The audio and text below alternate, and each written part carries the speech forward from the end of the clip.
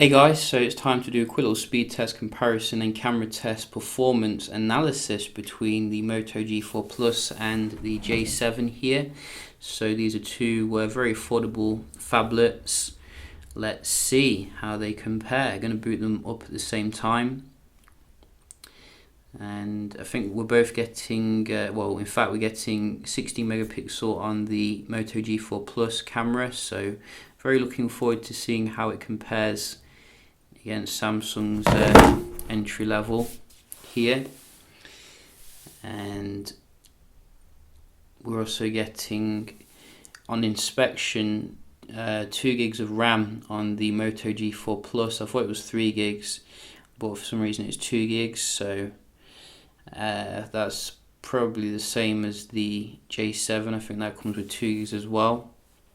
I'm sure I chose 3 gigs though on the Moto Maker. I might have to look into that. But you can see it does boot on faster here, the J7, which is good. We have closed everything down, as you can see. I'm going to check out the games, the apps day to day, the Wi-Fi, and the performance. Wow, so that was a bit buggy on the J7. Try Outlook.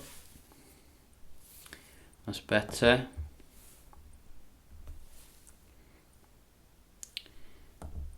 And again, the J7 here.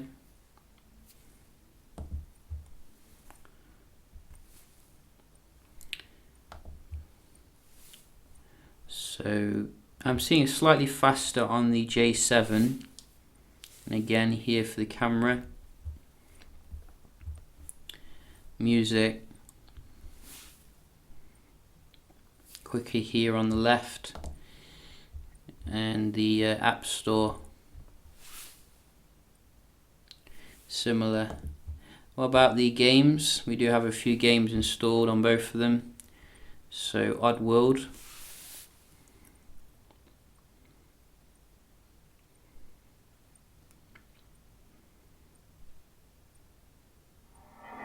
So quicker on the Moto. We'll give the Moto that one. And Asphalt. Go. J7 maybe, looks like it.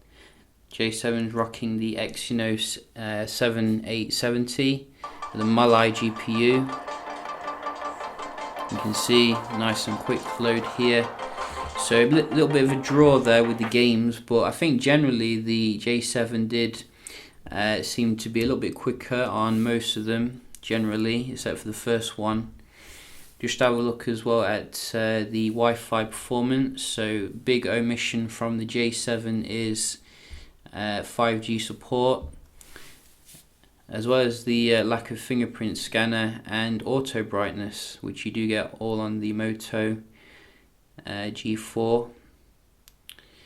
But you don't get NFC, strangely enough, on the G4, which is very weird, particularly in an era of contactless payments and loyalty cards. Massive omission there. And this one, so you can see very averagey, boring score on the J7, and you get much more life here from the Moto.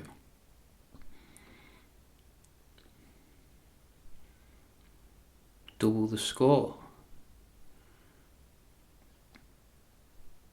Could have been better though. Definitely think they could have put Snapdragon 650 in there.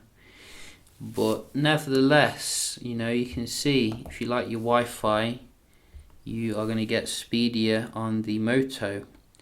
And we do have some web browsing as well, so we can see how they compare here. So let's see. WWE. Go.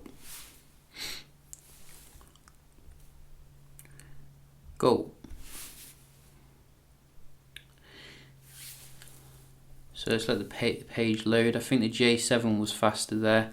It loaded the videos a little bit faster.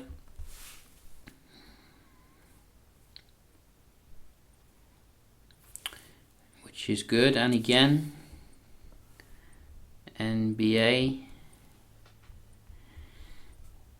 go.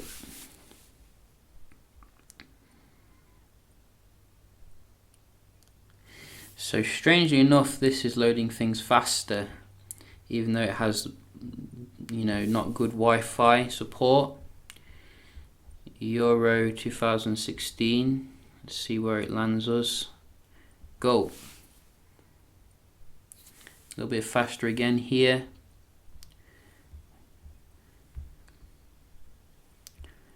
Let's click on a link.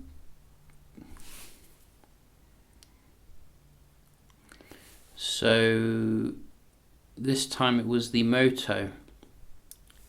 One more, the decider. GSM Arena. Again, you can see here, I think the J7 just pipped the Moto, but very similar with those last ones. I think the Moto got one of them, but I think generally the J7 did very well there, considering the Wi-Fi chip. And we just wanted to have a look at the so it's not even going to go into that one for some reason. Very lame. Let's see another one. We're going to have a look at the multitasking here. So as I said, strangely enough, we do only have 2 gigs of RAM and 32 gigs internal storage with this. And I thought it was 3 gigs of RAM. But you can see here, the multitasking is dominating the J7 generally, except for that one. Shouldn't open my mouth. I think the camera was a bit quicker on the J7 there.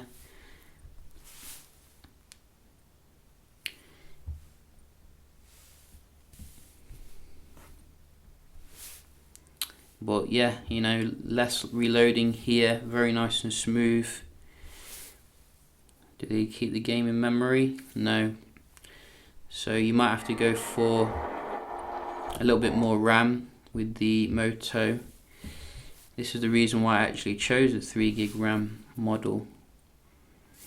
And again, you can see 2 gigs of RAM isn't enough, I don't think, for Android. Most operating systems nowadays are taking 2 gigs up generally. So I think generally you can see here multitasking, apps opening, and browsing speed. So 2.1 in general, but the Wi-Fi was better obviously on the Moto. We can just have a look at the camera quality comparison. So we did do some selfie shots and stuff.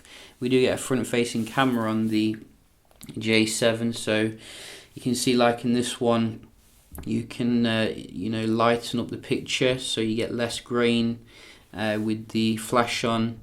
Even without the flash on, it seems to be a little bit better on the J7. You get less grain, and generally in low light, I'd say the Moto G4 Plus actually dominates the J7, like the actual back camera. I think they're using a more up-to-date sensor in general. A lot less grain, very nice and bright images in pretty much every environment, as well as a lot of blur effect, which is what we like to see. So you can have a look for yourself. J7 does very well. It's not a massive step up though from the original J7, whereas I think the Moto G4 Plus is a big step up from the Moto G3 from what I've seen so far, as well as the video recording, which is absolutely fantastic. Motorola does very good when it comes to its stabilization effect. So Galaxy J7 2016 versus the new Moto G4 Plus when it comes to the video recording, both full HD, and I don't think either of them have any fancy optical image stabilization, so I think it is electronic image stabilization. And we can just check out the focusing here.